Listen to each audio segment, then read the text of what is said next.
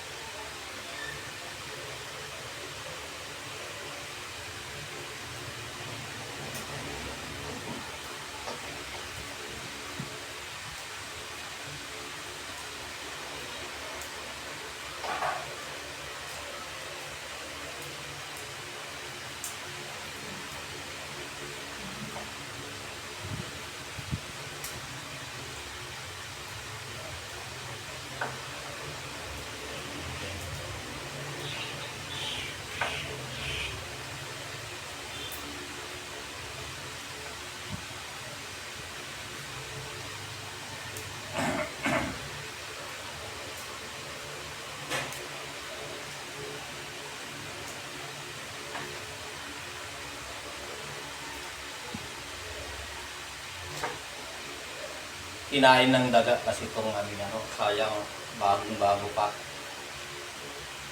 So, papalitan ko lang siya ng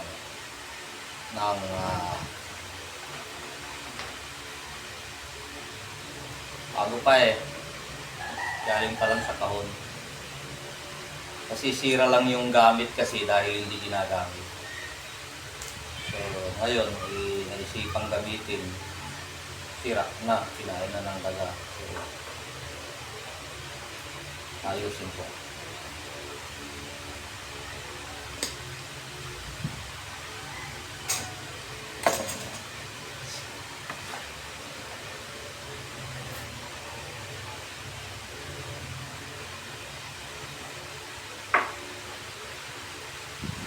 Good morning. Gising ako ng alas 5. So, ito yung exercise ko. Instead na exercise talaga.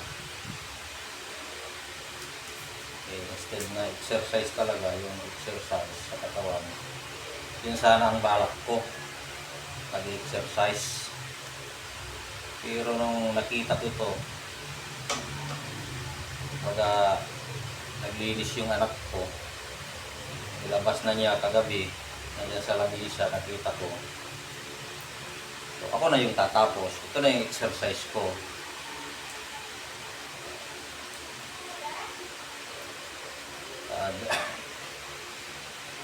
Actually, mga ganito namang trabaho, laruan ko lang ito. Hindi ko lang ginagawa kasi siyempre pinapagawa ko lang yung mga ibang gawain sa bahay.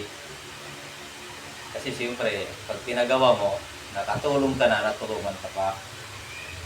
Pero pag mga ganito lang na nakaupo ako, hindi ko na kailangan umakyat-akyat sa taas. Ako nang gumagawa. Laruan ko lang ito, pag mga ganito lang. Yung pag-akyat-akyat lang ako ang medyo hindi na ako masyado kasi iba na rin yung ng katawan natin. Pag nakatingala ka ng mataas ay ng matagal, medyo nangangawit na iba na yung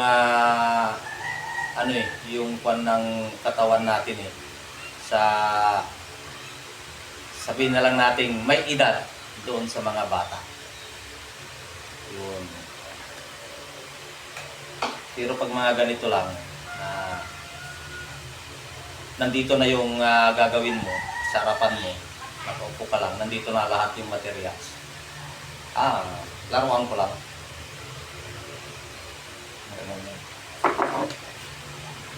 Noon. Pero simula nung nagtatrabaho ako, siyempre na-stop. 27 years na-stop.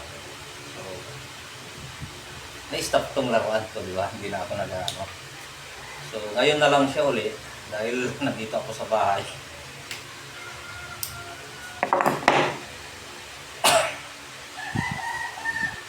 ano na lang yung nakikita ko dito na mabuting ting, ginagawa ko.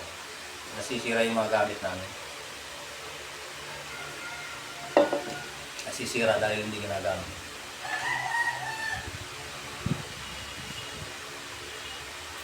So, ayun. Tatapusin ko lang ito.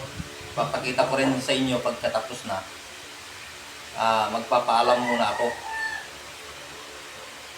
Magandang umaga sa inyong lahat yan.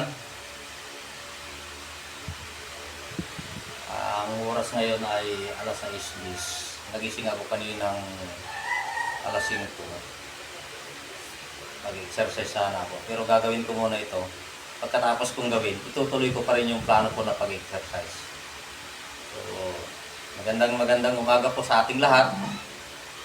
Bye-bye po.